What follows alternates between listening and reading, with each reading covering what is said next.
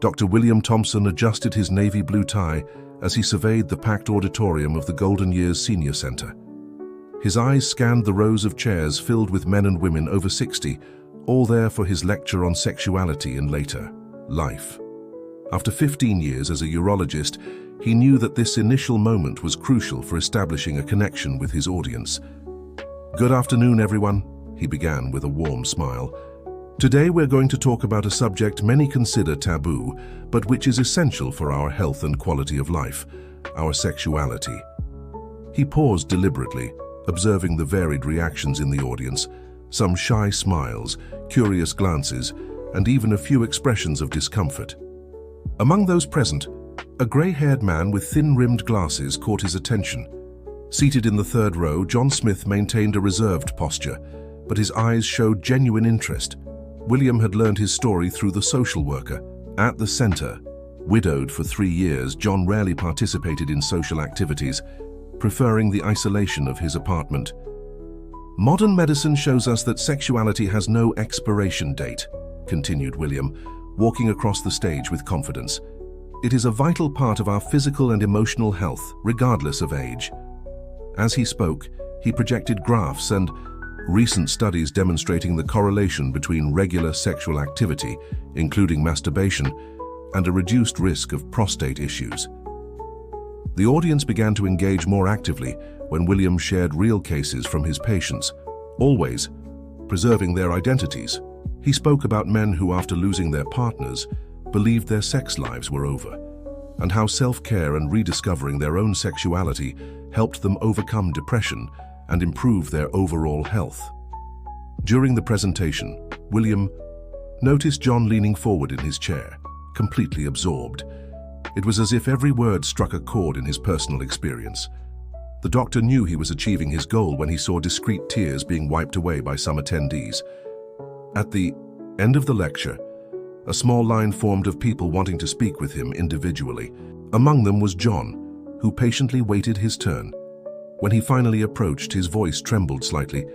"Doctor, you made me realize that maybe I gave up too soon on living fully."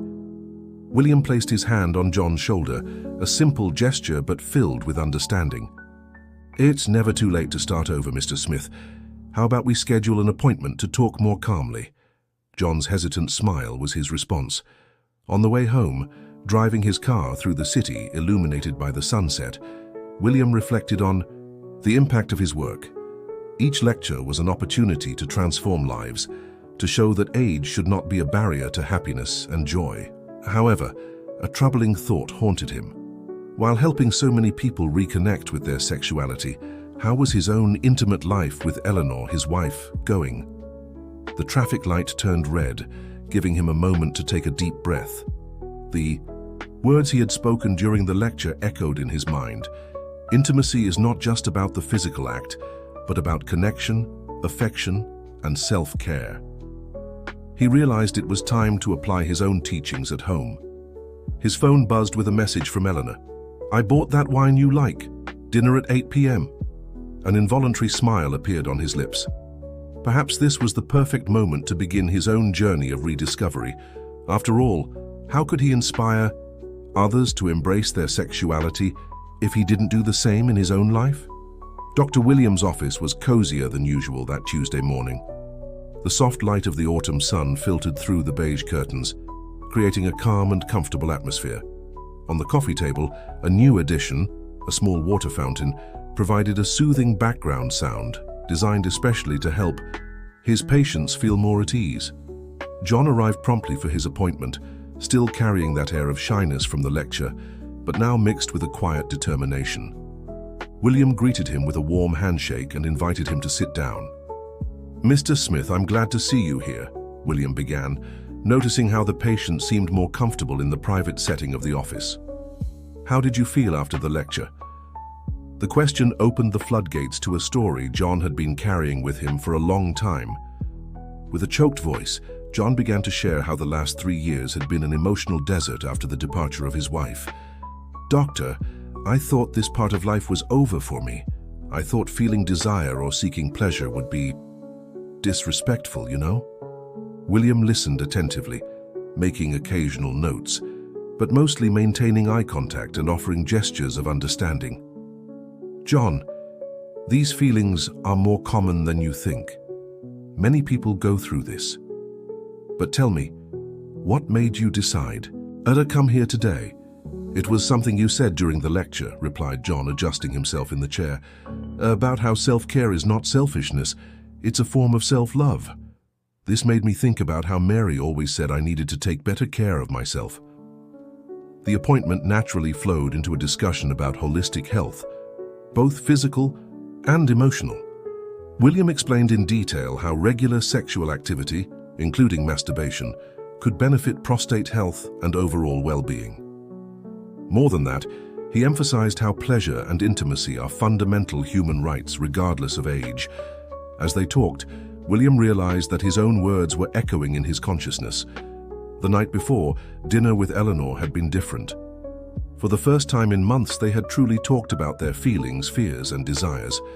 The wine had been just a pretext for a much-needed reconnection.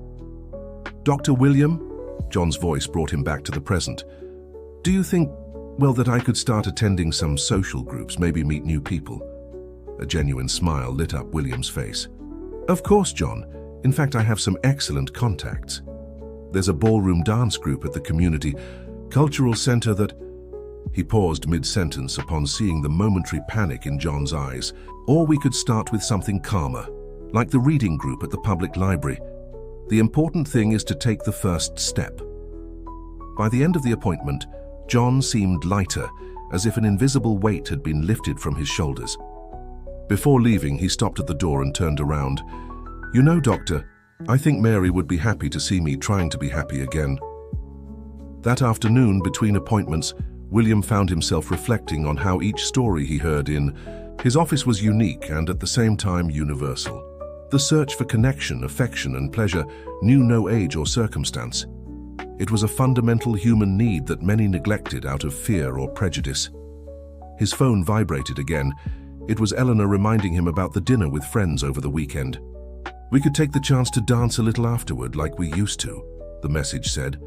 William smiled, thinking about how sometimes we need to teach others what we also need to relearn. The living room of William and Eleanor's apartment was lit only by the soft glow of a few scented candles. Dinner had just ended, and now the two shared the couch, their wine glasses nearly empty on the coffee table.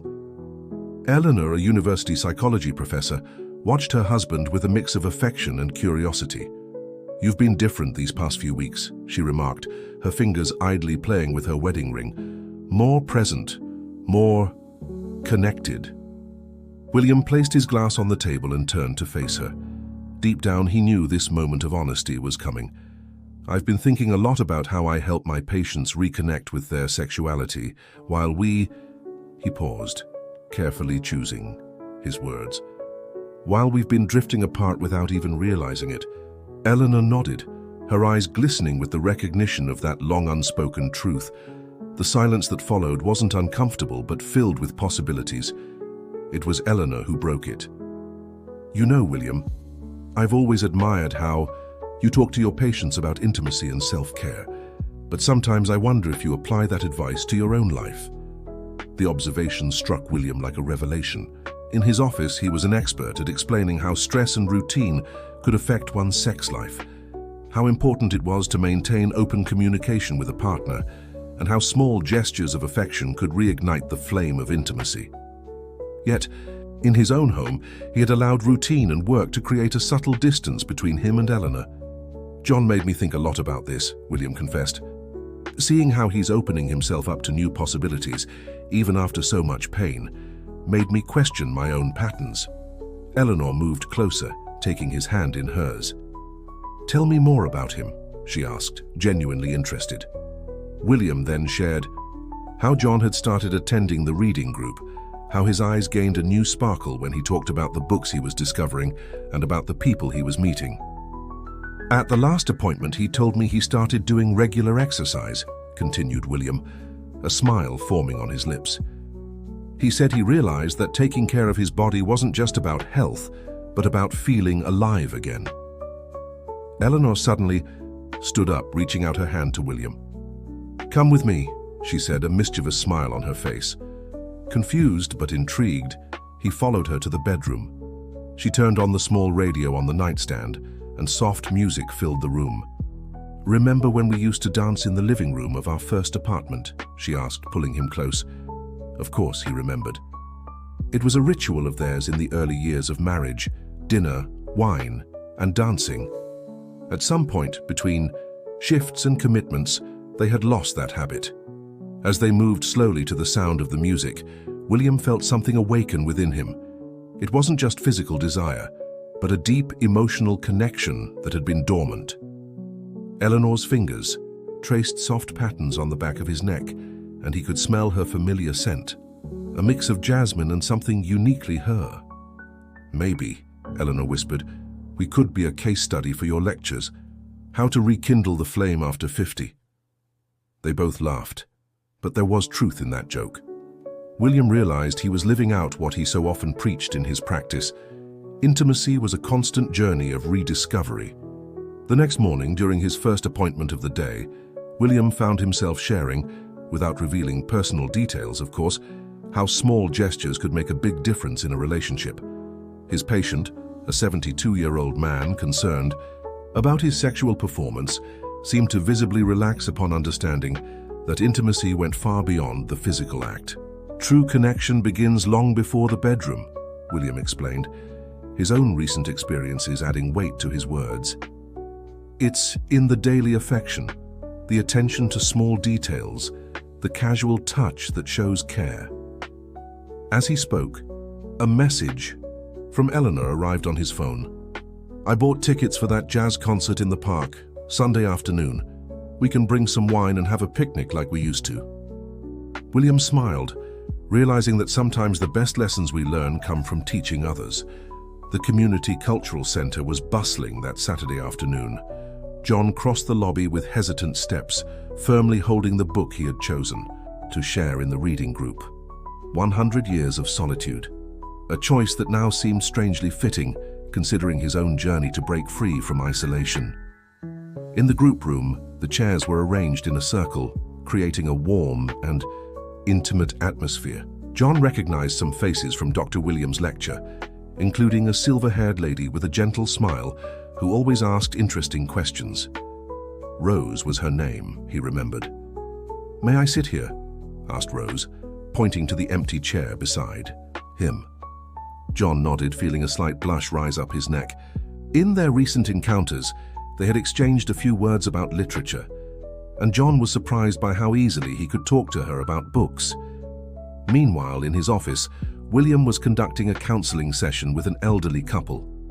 Marina and Charles, married for 45 years, were seeking guidance on how to maintain a healthy, intimate life after Charles had undergone prostate surgery. "The important thing is to understand that there are many ways to express intimacy," William explained, noticing how Marina held her husband's hand affectionately. "The surgery may have changed some physical aspects, but it doesn't diminish your ability to give and receive affection in any way." Charles, a reserved man who had initially been reluctant to seek help, seemed more relaxed. "You know, Doctor, I always thought it had to be the traditional way. But after hearing your explanations about different forms of pleasure and intimacy, I'm starting to see things differently." William smiled, recalling his own journey of rediscovery with Eleanor. "The secret is to keep an open mind and maintain fluid communication. Have you tried introducing some of the massage techniques we discussed during the last consultation?" Marina laughed softly. "We have, Doctor, and I must admit, it has been a very interesting experience rediscovering touch in this way." Charles agreed, the initial embarrassment giving way to a look of complicity with his wife. Back in the reading group, John surprised himself by sharing not only his impressions of the book, but also a bit of his own story. "When Mary passed away, I thought my life had ended with her," he admitted, his voice steady despite the emotion. "But little by little, I'm learning that there is still so much to live for, so much to feel." Rose listened attentively, her green eyes conveying understanding. "You know, John, I went through something similar. The reading group was my first attempt to rejoin the world. And look where I am now. I even started painting classes last week." The afternoon progressed, and with it grew the feeling that something was changing. John realized that for the first time in a long while, he was truly present in the moment, enjoying the company of others, savoring the simple pleasure of a good conversation. At the end of the meeting, Rose hesitated for a moment before asking, "Would you like to grab a coffee? There's a cafe nearby that serves a wonderful carrot cake." John felt his heart race, not from fear, but from possibility. In his office, William was finishing up his notes for the day when he received a message from John. "Dr. Thompson, you won't believe it, but I think I just accepted an invitation for coffee." William smiled, feeling that unique satisfaction of seeing his patients rediscover the joy of living. Eleanor appeared at the office door, her university classes already over. "Ready for our own coffee?" she asked, a mischievous glint in her eyes. William put away his phone, grabbed his coat, and intertwined his fingers with hers. As they walked down the bustling street, William reflected on how every person who came through his office carried a story of searching for connection, for touch, for meaning, and how, in the end, everyone was just looking for the courage to open their hearts again. The auditorium at the medical school was packed for Dr. William Thompson's lecture on sexuality and well-being in the golden years, a holistic approach. Among the attendees, in addition to medical students and professionals, was Eleanor, who had decided for the first time to attend one of her husband's presentations. "Modern medicine teaches us that sexual health is not a luxury, but a fundamental need at any age," William began, his voice carrying the confidence of someone who practiced what he preached. "Over the past few months, I have witnessed extraordinary transformations in my patients that have completely reshaped how we approach this topic." Meanwhile, at a cafe near the Community Cultural Center, John and Rose shared another moment together. Their coffee meetups after the reading group had become a weekly ritual, naturally evolving into a close and affectionate friendship. "You know, Rose," John began, absent-mindedly stirring his cappuccino, "I never imagined I could feel this way again, alive, present, wishing to share moments with someone." Rose covered his hand with hers, a gesture that would have been unthinkable just a few weeks ago. Back in the auditorium, William was sharing scientific data on the benefits of touch and intimacy for physical and mental health. A recent study has shown that regular physical contact, even a simple hug or holding hands, can significantly reduce cortisol levels, the stress hormone, and increase the production of oxytocin, known as the love and well-being hormone. Eleanor watched with pride as William had incorporated more holistic aspects into his presentations. It was no longer just about clinical, data and medical procedures. Now he spoke about emotional connection, the importance of affectionate touch, and how pleasure and well-being are intrinsically linked. "Loneliness in old age is a public health issue that we need to address urgently," continued William, projecting charts that showed the correlation between social isolation and various health problems. "But the good news is that it's never too late to create new connections, to rediscover the pleasure of touch and intimacy." John and Rose had decided to take a walk in the park after coffee. The autumn painted the trees with golden hues, and the cool air brought with it a sense of renewal. "Dr. William helped me understand that taking care of my health included taking care of my heart," John confessed, feeling safe to share his feelings. "He must be quite the doctor," Rose replied, her smile lighting up her face. "You know, John, I also went through tough times after losing my Richard. I thought I had closed my heart forever, but here we are discovering that life still has so much to offer us." In the auditorium, William was reaching the final part of his presentation. Self-care and the pursuit of pleasure are not signs of selfishness or superficiality. They are fundamental expressions of self-love and respect for our bodies. His eyes met Eleanor's in the audience, and he felt a wave of gratitude for having rediscovered this truth in his own life. After the lecture, several students approached to ask questions, many expressing how they had never considered the importance of sexual health in later years. A young resident commented, "Dr. William, your approach completely changed my perspective on aging." Eleanor patiently waited for the last student to say goodbye before approaching her husband. "You were brilliant today," she said, helping him organize his materials, "especially when you spoke about how love and care are powerful medicines." In the park, John and Rose found a bench overlooking the lake. The afternoon sun created golden reflections on the water, and a few ducks swam lazily near the shore. "Rose," John began, his heart beating a little faster, "would you have dinner with me on Saturday? I know a wonderful Italian restaurant." Rose gently squeezed his hand, her eyes shining with a mix of joy and emotion. "I would love to, John, I would love to very much." The moment was sealed with a tender hug, and both felt as if a new page was being turned in their lives. Meanwhile, William and Eleanor walked hand in hand through the university campus, planning their weekend together. "How about we recreate our first date?" Eleanor suggested. "That cafe at the bookstore still exists."